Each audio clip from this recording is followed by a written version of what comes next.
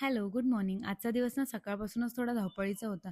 कारण आज मला ऑफिसला जायचं होतं. म्हणून सकाळी उठल्यावर आधी नाश्त्याची तयारी केली. आज मुगाचे चिले बनवले होते. मीरासाठी वेगळे केले, कारण आम्ही तिला अजून मिरची देत त्यामुळे नाही. तिच्यासाठी वेगळं ग्राइंड केलं आणि आमच्यासाठी वेगळं बॅटर बनवलं. सोबत लंचसाठी राईस बनवला होता आणि ताकही बनवलं.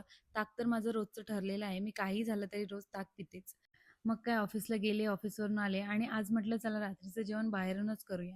मीरासाठी तिचा फेवरेट डोसा ऑर्डर केला आणि आम्ही आमचं जेवण करून घेतलं. पण तुम्हाला वाटत असेल ना, किती छान शांतपणे डिनर झालं असेल. तसं काही नाहीये. आमची रडारड सुरू झाली. कसं तरी तिला शांत केलं आणि मग घरी आलो. त्यानंतर घरी आल्यानंतर मी तिच्यासाठी स्नॅक्स बनवायला घेतला. मखाने रोस्ट केले आणि कुरमुरेही रोस्ट करून घेतले. कारण आम्हाला पुढचे 2 दिवस बाहेर जायचं होतं. त्यामुळे रात्रीच पॅकिंग करून ठेवायची होती. म्हणजे मी नेहमी एक काम करते, पॅकिंग करण्याआधी एक लिस्टच बनवते. कारण एवढ्या गोष्टी लक्षात ठेवायचा प्रयत्न केला ना, तर शेवटी काही ना काही राहूनच जातं. आणि ही बॅग मी खूप आधी मीरासाठी ऑर्डर केली होती आणि आम्ही जेव्हा कुठे बाहेर जातो ना, तेव्हा हीच यूज करतो. यामध्ये 15+ कंपार्टमेंट आहेत. त्यामुळे क्लोथ्स, डायपर, औषधं, बेबी बॉटल्स सगळं व्यवस्थित ठेवता येतं आणि पॅकिंग करताना खूप इझी होतं. तुमच्याकडे पण छोटं बेबी असेल ना, तर ही बॅग मी हायली रिकमेंड करेल. तुम्हाला जर याची लिंक हवी असेल तर मला कमेंट करा. सुरुवात तर खूपच पीसफुल झाली आणि मीरा पण झोपली होती.